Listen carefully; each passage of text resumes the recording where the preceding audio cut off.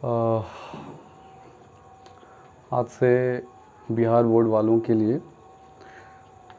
History of English का एक नया सीरीज़ शुरू हो रहा है और मैं पूरा प्रयास करूंगा कि आप लोगों की जो प्रॉब्लम होती है, आप लोगों को जो प्रॉब्लम होती है हिस्टोरी ऑफ इंग्लिश में, उसको पूरा का पूरा सॉल्यूशन उसका रखा जाए यहाँ। ठीक है, मैं इसके टोटल लेसन को एक्सप्लेन करूँगा एक एक करके। ठीक है, मेरे हाथ में हिस्टोरी ऑफ इंग्लिश की एक पतली सी बुक है। ठीक है, और हम लोग इसे पूरा का पूरा कंप्लीट करने वाले, बट मैं इस वीडियो में केवल और केवल लेसन और फर्स्ट कंप्लीट करूँगा, जो इस बुक के सेक्शन फर्स्ट का पहला लेसन है। और इसका जो सेक्शन फर्स्ट है वो है history of English language. Okay, तो सेक्शन फर्स्ट में हम लोग पढ़ने वाले हैं लैंग्वेज के बारे में।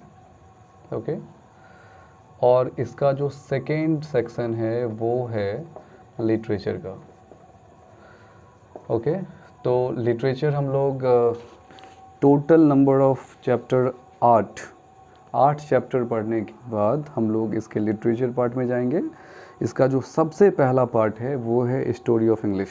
ओके, वैसे तो ये बिहार बोर्ड वाले जितने भी स्टूडेंट्स हैं क्लास 11th और 12th के, उनके लिए है, लेकिन अंग्रेजी की कहानी बहुत ही दिलचस्प है और आप इस कहानी को आप सभी देख सकते हैं। आप किसी भी उम्र के हो, किसी भी क्लास में हो, अगर आप लैंग्वेज को समझते हैं, अगर आप क्लास 5 में भी हो, 6 में हो, 7 में, 8 में, 9th में, 10th में, अगर आप लैंग्वेज में दिलचस्पी दिखाते हो तो आपके लिए बहुत इम्पोर्टेंट है कि आप उस लैंग्वेज को जानें जिसे आप वर्ल्ड लैंग्वेज मानते हैं।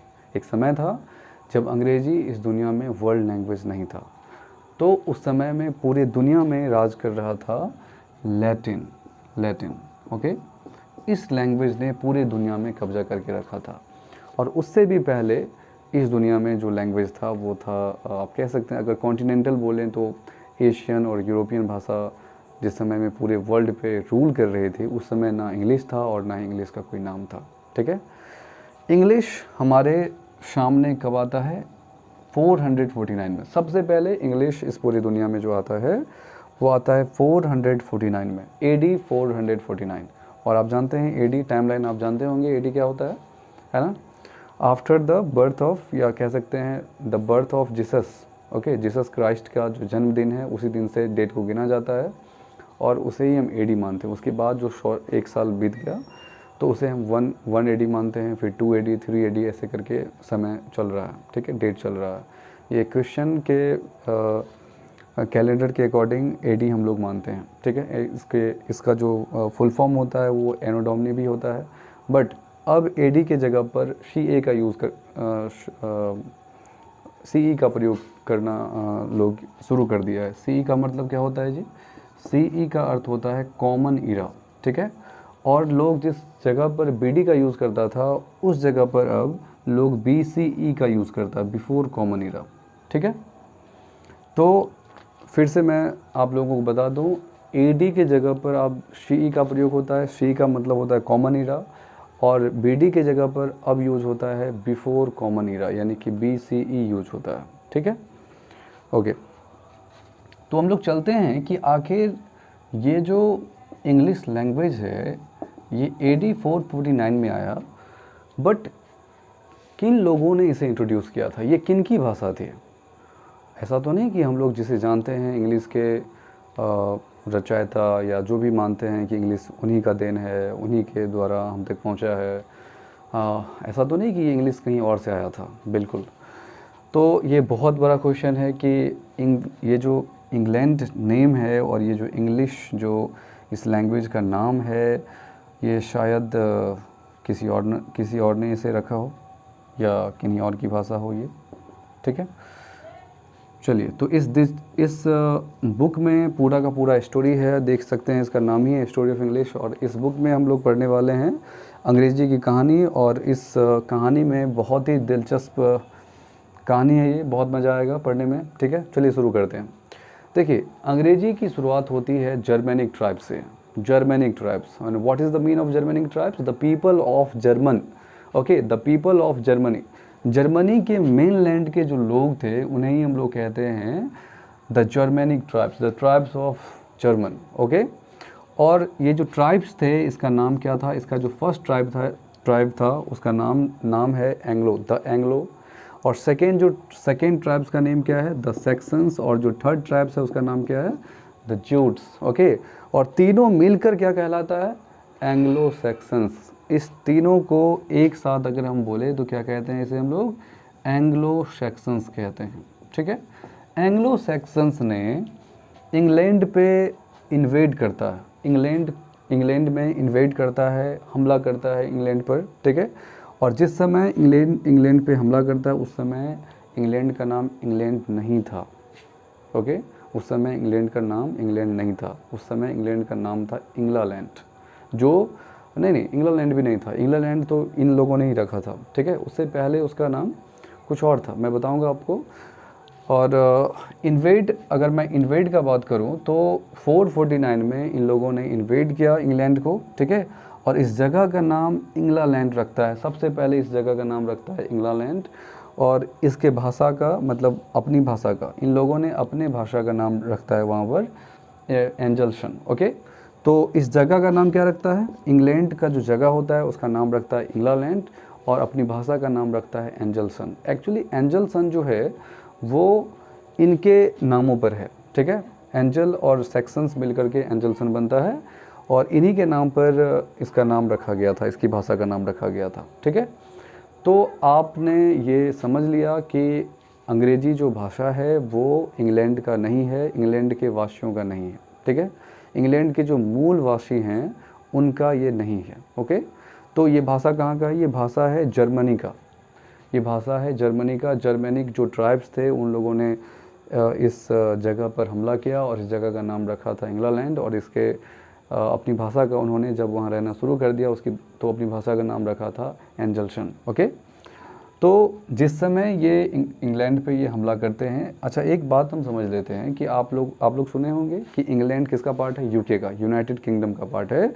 और यूनाइटेड किंगडम में कौन कौन सा देश आता है, स्कॉटलैंड आता है जो सबसे ऊपर है, नॉर्दर्न आइलैंड आता है जो इसके बिल्कुल अगर मैं अर्थ मैप के अकॉर्डिंग देखूं तो ये बिल्कुल इंग्लैंड के वेस्ट में पड़ता है, तो इंग्लैंड के वेस्ट में पड़ता है। बट अगर लैटिट्यूड और लॉन्जिट्यूड के अकॉर्डिंग देखूं तो ये ऊपर है, इसीलिए नॉर्दर्न आइलैंड में आ जाता है।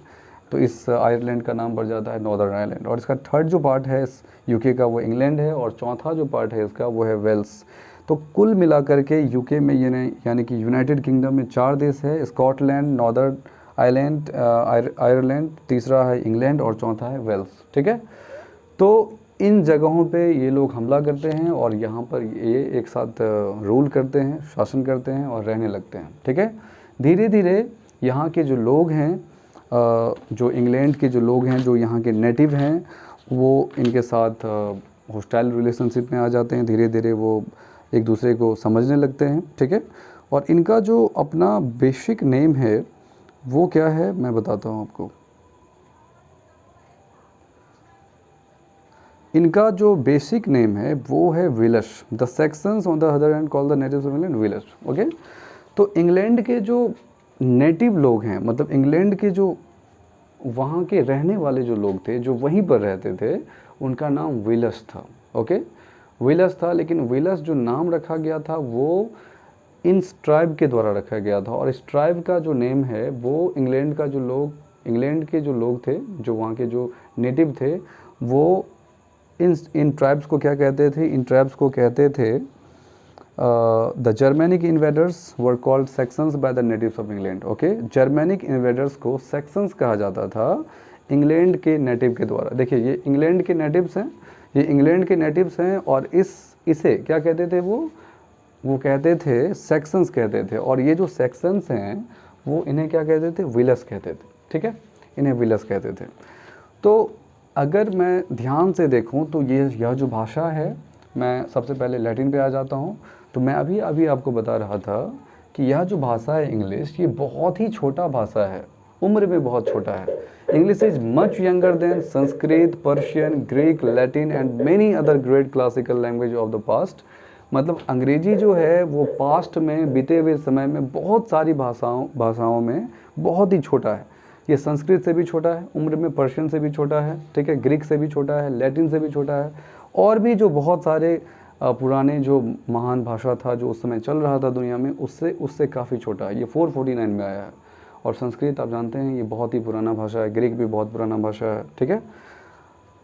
तो अंग्रेजी सबसे छोटी भाषा है अभी तक का, ठीक है, जो अगर मैं इंटरनेशनल लेवल पे देखूं तो, ठीक है।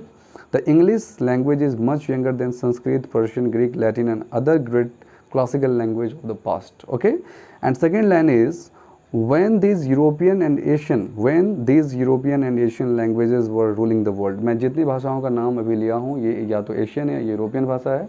कह रहा जब ये भाषाएं इस दुनिया पे शासन कर रही थी उस समय ना तो इंग्लिश था और ना ही इंग्लैंड था, ठीक है, ये एग्जिस्ट ही नहीं करता था। The English we speak today, अभी जो हम लोग अंग्रेजी का प्रयोग करते हैं, जो इंग्लिश हम लोग बोलते हैं, वो जर्मेनिक ट्राइब से आया। The English we speak today came from the speech of the Germanic tribes.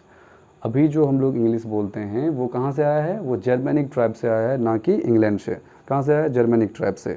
और जर्मेनिक ट्राइब्स में कौन कौन था? एंजल्स था, सैक्सन्स था और ज्यूट्स था। अभी अभी मैंने बताया आपको ये तीनों के तीनों ट्राइब्स मिल करके एक साथ कहलाते थे together called the Anglo Saxons, एक साथ ये कहलाते थे Anglo Saxons, who invaded England in the 5th century, जो 5वीं सदी में ध्यान रखना, एंग्लो सेक्शंस यानी कि ये सारे के सारे जो ट्राइब्स हैं वो 5वीं सदी में हमला करते हैं। ओके, हमला करते Angles, Saxons and Jutes together called Anglo Saxons, who invaded England in 5th century and gave the country its name and its language. 5वीं सदी में ये इंग्लैंड पे हमला करते हैं और यहाँ के देश का नाम, मतलब इस ज़मीन का नाम और यहाँ की भाषा का नाम इन्होंने खुद रखा अपने हिसाब से, ठीक है। तो वहाँ के जो लोग थे वो अपनी आइडेंटिटी खो चुके थे वो। अब देखिए नेक्स्ट इसका जो पैराग्राफ है वो क्या है? The Anglo Saxons were Germanic people who lived in north and west Europe, present Denmark, Germany and Holland. ये जो एंग्लो सेक्शंस हैं, ये जो जर्मेनिक पीपल है, ये कहाँ रहते थे? ये नॉर्थ और वेस्ट में रहते थे, नॉर्थ और वेस्ट यूरोप में रहते थे, जो अभी डेनमार्क है, हॉलैंड है, ठीक है, और जर्मनी है। This languages, the languages they used, और जिस भाषा का ये लोग प्रयोग करते थे, ये ट्राइब्स जिस भाषा का प्रयोग करते थे, उस भाषा को हम लोग कहते हैं जर्मेनिक, उसे हम जर्मेनिक लैंग्वेज कहते हैं, ठीक है, जर्मेनिक, या फिर इसे ट्यूटोनिक भी कहते हैं, ठीक है। The languages they used were Germanic और ट्यूटोनिक। तो ध्यान से अगर हम समझें तो आप समझ पाएंगे the Anglo Saxons were Germanic people, Anglo sections जो हैं वो जर्मेनिक पीपल हैं, जो नॉर्थ और वेस्ट यूरोप में रहते थे, जो अभी फ़िलहाल क्या कहलाते हैं? डेनमार्क, जर्मनी और हॉलैंड कहलाते हैं। और जिस भाषा का वे लोग यूज़ करते थे वहाँ उस समय, वो खुद की भाषा को जर्मेनिक या ट्यूटोनिक बोलते थे। कौन? ट्राइब्स, ठीक है, जर्मेनिक ट्राइब्स बोलते थे, ठीक है। This languages were closely related to Latin, और ये जो भाषा थी ये बहुत ही नज़दीकी संबंध रखती थी लैटिन से, ग्रीक से, संस्कृत से और भी दूसरी जो भाषा इंडो यूरोपियन फैमिली का, उनसे। हालांकि ये जो भाषाएं जर्मेनिक लैंग्वेज जो है, ये जर्मेनिक इंग्लिश जो है, thus through Germanic English belongs to the ancient Indo European family language. और इस तरह से हम कह सकते हैं यह जो इंग्लिश है ये कहाँ से बिलोंग करती है? ये एंशिएंट इंडो यूरोपियन फैमिली से बिलोंग करती है। The roots of English are shown in the diagram given below, और इसके जो रूट्स हैं वो इसमें दिया गया है। मैं इसको दिखाना चाहूँगा कैमरा पे। देखिए, अगर आप ध्यान से देखें तो आप देख सकते हैं इंडो यूरोपियन फैमिली, और इसमें आप देख सकते हैं यहाँ पर ये जर्मेनिक है, और जर्मेनिक चेंज हुआ वेस्ट जर्मेनिक में, और वेस्ट जर्मेनिक चेंज हो जाता है कहाँ पर? वेस्ट जर्मेनिक चेंज हो जाता है ओल्ड इंग्लिश और इंग्लिश में, ठीक है। आप जब यहाँ देखेंगे तो आप देख पाएंगे कि इंडो यूरोपियन फैमिली में है लैटिन, ग्रीक, ठीक है, और बाल्टो सेल्बिक है, पर्शियन, संस्कृत है, और उससे क्या आता है? मॉडर्न इंडियन लैंग्वेज आता है, उससे हिंदी, पंजाबी, बंगाली, असमीज, उड़िया, गुजराती, मराठी, टीसी, ये सारी भाषाएं यहाँ हमें देखने को मिल जाता है, ठीक है। तो अंग्रेजी की जो इतिहास है वो काफ़ी लंबी चौड़ी है। आपको बहुत ही मज़ा आएगा। मैं पहले भी कहा था कि जो चीज़ हम जानते हैं इंग्लिश के बारे में वो बहुत ही कम है, इसकी जो कहानी है वो बहुत बड़ी है, ठीक है। चलिए अब इसका नेक्स्ट पैराग्राफ कह लीजिए या अंतिम पैराग्राफ कह लीजिए, बहुत ही छोटी सी चैप्टर है, इसको कंप्लीट कर लेते हैं। जर्मेनिक इन्वेडर्स जो थे, देखिए ये जो लोग हैं ये जर्मेनिक इन्वेडर्स हैं, ये इंग्लैंड के लोगों को, जो वहाँ के नेटिव थे, नेटिव ऑफ इंग्लैंड जो थे, उसे वो कहते थे व्हीलर्स कहते थे, ठीक है। द सेक्शंस, ये जो सेक्शंस हैं, ये सेक्शंस हैं, ठीक है। जर्मेनिक इन्वेडर्स सेक्शंस कहलाते थे, किसके द्वारा? चलिए मैं सीधा सीधा बात करता हूँ। इंग्लैंड का जो नेटिव है ना, इंग्लैंड के जो नेटिव लोग हैं, जो यहाँ के मूलवासी हैं, वो इन्हें कहते थे सेक्शंस कहते थे, इन्हें कहते थे सेक्शंस, ओके। और ये जो लोग हैं वो इन्हें कहते थे व्हीलर्स, इन्हें कहते थे व्हीलर्स, ये कहते थे इन्हें व्हीलर्स और ये इन्हें कहते थे सेक्शंस। बात समझ में आ गया होगा? बहुत ही सिंपल है। जर्मेनिक ट्राइब्स के जो लोग थे जिन्होंने हमला किया था इंग्लैंड पे, वो इंग्लैंड के लोगों को व्हीलर्स कहते थे, और इंग्लैंड का जो लोग है वो जर्मेनिक पीपल को सेक्शंस बोला करते थे, ठीक है। ये एग्ज़ाम में पूछेगा 100%। हालांकि शुरुआत में they however began to call their language Englisc, और शुरुआत में अपनी भाषा को इन्होंने इंग्लिशिक बोलना शुरू किया, इंग्लिशिक बोलना शुरू किया इन लोगों ने, ठीक है। इंग्लिशिक कहना शुरू किया। The sections on the other hand called the natives of England wheelers and foreigners, they forever however began to call their languages Englishic. This word was derived from the name Angels. अब देखो यह जो इंग्लिशिक जो word है जो इन्होंने सबसे पहले रखा था, सबसे पहले जो अपनी भाषा का नाम रखा था वो है इंग्लिशिक, और यह जो वर्ड है वो डिराइव किया गया था एंजल्स से, ठीक है, derive from the name Angles. Angles को ओल्ड इंग्लिश में इंगल कहते थे, ओके, इंगल से आया था Angles, okay. The country was given the name Angelcynn, और इस देश का नाम पड़ा शुरुआत में, इसकी भाषा का नाम इंग्लिशिक पड़ा। देखो तो सबसे पहले ये लोग जब आए तो इंग्लैंड की भाषा का नाम क्या रखे? इंग्लिशिक। एक्चुअली इंग्लैंड की भाषा का नहीं, ये लोग खुद अपनी भाषा का नाम इंग्लिशिक रखे, और अपने देश का, यानी कि जिस देश पे इन्होंने कब्जा कर लिया उसका नाम रखा एंजल्सन। और ये दोनों का दोनों किससे जुड़ा हुआ है? ये एंजल्स, एंग्लो सेक्शंस और ज्यूट से जुड़ा हुआ नेम है, ठीक है। इंग्लिशिक तो आप जानते ही, ये एंजल से जुड़ा हुआ है, जिसे दूसरी भाषा में इंगल भी बोलते हैं, ठीक है, दूसरे सेंस में, ओके। चलिए अब आते हैं नेक्स्ट, इसका जो लाइन है उस पर, from about, okay. The country was given the name Angelcynn, country का नेम पड़ा एंजल्सन, और एंजल्सन का मतलब क्या होता है? Angle kin, that is the race of the angels, okay. मतलब एंजल्स का जो नस्ल है ना उसी को कहा जाता है एंजल्सन। तो इसका मतलब आप समझ सकते हैं, ये जो एंजल्स हैं, ये जो एंग्लो सेक्शंस और ज्यूट्स हैं, इन लोगों ने अपने नस्ल के आधार पर उस देश का नाम रखा Angelcynn, okay, the race of Angles, alright. लगभग AD 1000 में, from about AD 1000 the name England और the land of the Angles came into use in the place of Angelcynn. अब देखिए ये सबसे शुरुआत में एंजल्सन नेम आया, और एंजल्सन नेम आने के बाद जो आता है वो आता है इंग्लैंड, ओके। और इंग्लैंड के बाद फिर लास्ट में क्या आता है? Finally England. ये देखिए ये इंग्लिशिक है, और इंग्लिशिक से क्या बनता है? इंग्लिशिक से ही इंग्लिश बनता है, ठीक है। तो from about AD 1000 the name England और the land of the Angles. देखिए इंग्लैंड का मतलब क्या होता है? The land of angels, okay, the land of Angles मतलब एंजल्स का भूमि। Came into use in place of Angelcynn, thus both the name of the country England and the language English are not native of English. अतः हम कह सकते हैं कि ना ही इंग्लैंड नेम और ना ही इंग्लिश नेम इंग्लैंड का नेटिव है। तो ये किसने रखा? ये रखा था जर्मेनिक ट्राइब्स ने। अब भी अगर किसी को कोई प्रॉब्लम हो इसमें तो आप पूछ सकते हैं, कमेंट बॉक्स में आप लिख सकते हैं, तो मैं दोबारा इस पर वीडियो बनाऊंगा। अगर कुछ छूट गया हो तो, मैंने वैसे पूरा ऐसे कवर कर लिया है, फिर भी अगर कुछ दिक्कत हो आपको तो आप फिर से पूछें, मैं फिर से बताऊंगा, ठीक है। मैं एक बार फिर से रिमाइंड कर देना चाहता हूँ, इंग्लिश सबसे छोटी भाषा है जितनी भी भाषाएँ हैं यूरोप और एशिया में। यूके में 4 देश है, 4 देश मिलकर यूके बना है, स्कॉटलैंड, नॉर्दर्न आयरलैंड, इंग्लैंड और वेल्स, ठीक है। ये जो जर्मेनिक ट्राइब्स थे जिन्होंने इंग्लैंड पे हमला किया था वो 5वीं सदी में किया था, AD 5th सेंचुरी में, 5th सेंचुरी AD में। और ये जो ट्राइब्स का जो नेम है वो एंग्लो सेक्सन्स और यूट्स है और एक साथ कहलाता है एंग्लो सेक्सन्स। ठीक है, फाइनली तो अब इसमें कुछ रह नहीं गया। हाँ, एक चीज़ और ध्यान रखिएगा, इंग्लैंड के जो लोग हैं वो इन्हें कहते थे सेक्सन्स और ये इंग्लैंड के लोगों को कहते थे विलिश। ओके, सबसे पहले जब इन्होंने हमला किया इंग्लैंड पे तो इस देश का नाम रखा था एंजल्सन, उसके बाद इसका नाम पड़ा इंग्लैंड और उसके बाद पड़ा इंग्लैंड। इंग्लैंड का मतलब क्या होता है? The land of angels. Okay, और ये जो इंग्लिशिक है ये सबसे पहले इसकी भाषा का नाम रखा गया था और बाद में इसका नाम रखा गया English. Then this chapter is over और इसके जो क्वेश्चन आंसर हैं वो हम लोग कल करेंगे। फ़िलहाल के लिए